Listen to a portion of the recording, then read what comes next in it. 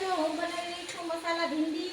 તો તેમાં મેં ટમેટા અને ડુંગળીની પેસ્ટ કરીને આમાં નાખી છે. તેલમાં તેલ ગરમ કરીને રાઈ અને લસણનો વઘાર કર્યો છે અને પછી ટમેટાની અને ડુંગળીની પેસ્ટ અંદર નાખી છે અને આ ભીંડી મેં ફ્રાય કરી લીધી છે તેલમાં થોડીક, કારણ કે તે પછી ચડવામાં આસાની રહે એટલે.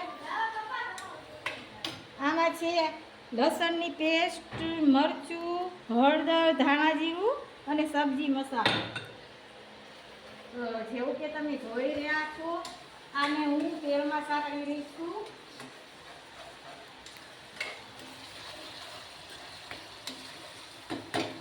આનું કાચું પણ જતું રહે ત્યાં સુધી આપણે સાતળવાનું છે પેસ્ટને.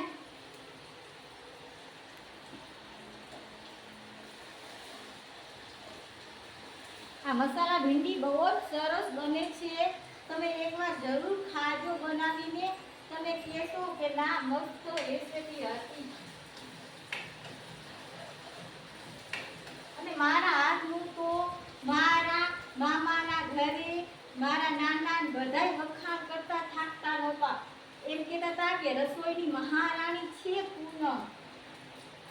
જ્યારે મારા મામાનું એક્સિડન્ટ થયું ને ત્યારે હું ગઈ હતી ત્યાં. એનો પગ ભાગી ગયો હતો, એટલા માટે કામ કરવા માટે.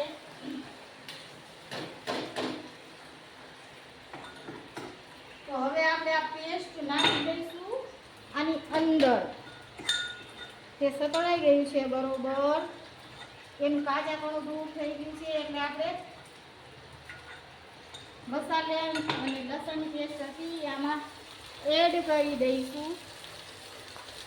અમે નવો વિડીયો બનાવી છીએ. અમારી નવી ચેનલ છે. અમે આનો વિડીયો ક્યારેય બનાવ્યો નથી, તો થોડી મિસ્ટેક થાય તો માફ કરી દેજો. અમે રોજ વિડીયો બનાવશું એટલે અમને આદત પડી જશે સારો વિડીયો બનાવવાનો.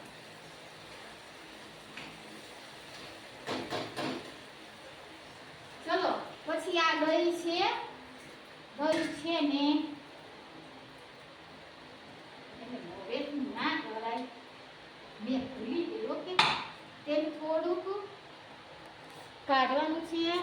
તમે જોઈ રહ્યા છો. આની અંદર આપણે થોડો ચણાનો લોટ એડ કરશું.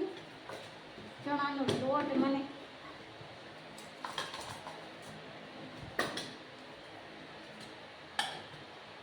મળવો જોઈને.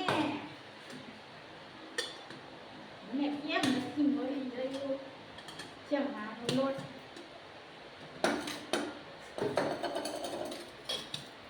હતો તો ખરો નથી. ના ના ના ના ગોરી કા સાજન લજી સુરૂ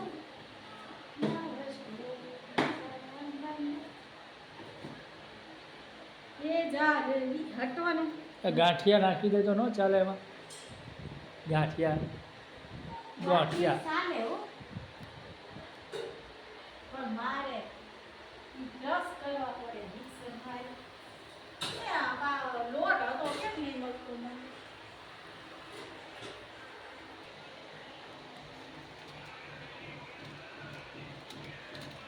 તમે થોડોક લોટ, 1-1.5 ચમચી જેટલો લોટ નાખશું, કારણ કે તેને ટેસ્ટ પણ સારો આવશે અને ગ્રેવી પણ સારી બનશે અને સ્વાદ પણ સારો આવશે. આપણે આમ હલાઈ લેવાનું, તમારે મિક્સ કરી દેવાનું.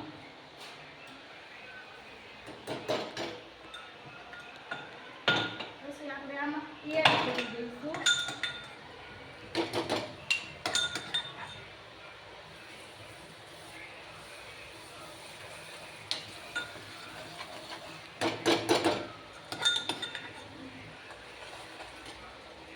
થોડુંક પાણી નાખી અને જે કોળતું હોય હલાવી આપણે એમાં નાખી દઈશું. આપણે હલાવતા રહેવાનું છે.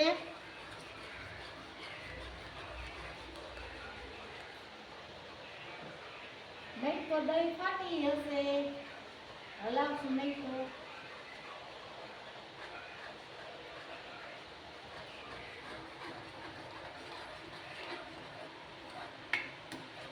તમે જોઈ રહ્યા છો કે ગ્રેવીનો કલર ખૂબ જ સરસ આવી રહ્યો છે.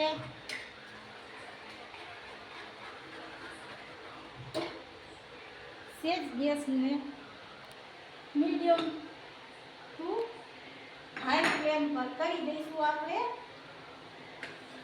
એટલે કે આપણી ગ્રેવી જલ્દીથી પાકે થોડી.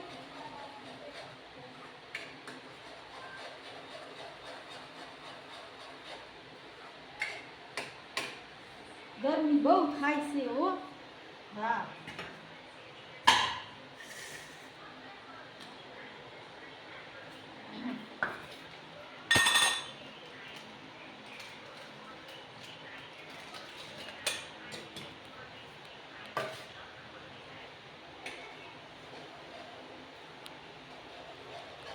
જેવું કે તમે જોઈ રહ્યા છો ગ્રેવીમાંથી તેલ છૂટું પડવા લાગ્યું છે. જેમ કે હવે ગ્રેવી તૈયાર થઈ ગઈ છે. જેમ તેલ છૂટું પડે એટલે માની લેવું કે ગ્રેવી તૈયાર આપણી થઈ ગઈ છે. એમાં આપણે આ ભીંડી ફ્રાય જે કરી હતી એ એડ કરી દઈશું.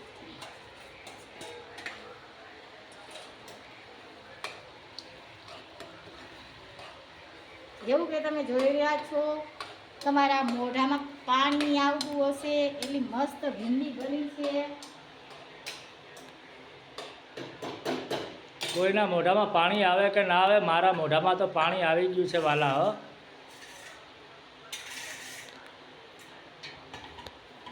આમાં બહુ મહેનત લાગે છે. છાશ વાત તો ઘાયો ઘા થઈ જાય 5 મિનિટમાં. આ તો આપને એમ થાય કે ઘરવાળા ને છોકરા સારું ખાય, બાકી આવી ગરમીમાં આટલી મહેનત કોણ કરે? તોય હું કરું છું. મને એવું થાય કે સારું ખાય, બીજું શું.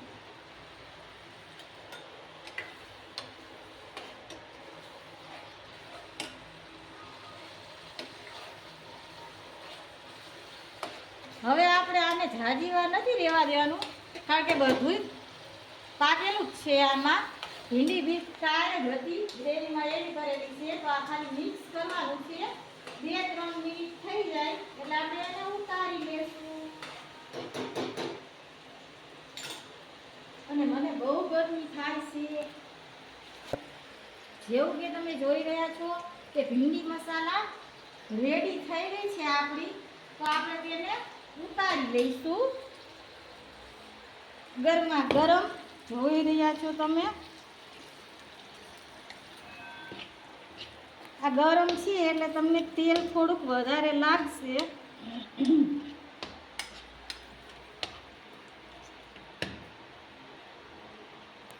ભીંડી મસાલા તૈયાર થઈ ગઈ છે. જેવું કે તમે જોઈ રહ્યા છો એકદમ ખૂબ જ સરસ મજાનું તમે જોઈ રહ્યા છો. તો તમને આ વિડીયો સારો લાગ્યો હોય તો લાઈક કમેન્ટ. જો તમને આ વિડીયો સારો લાગ્યો હોય અમારો, તો હું કમલેશ સુમેશ્રા અને મારી વાઈફ પૂનમ આપની માટે ખૂબ જ સરસ મજાની મહેનત કરીને ભીંડી મસાલા બનાવી છે. અને અમારી ચેનલ છે કમલેશ સુમેશ્રા 143.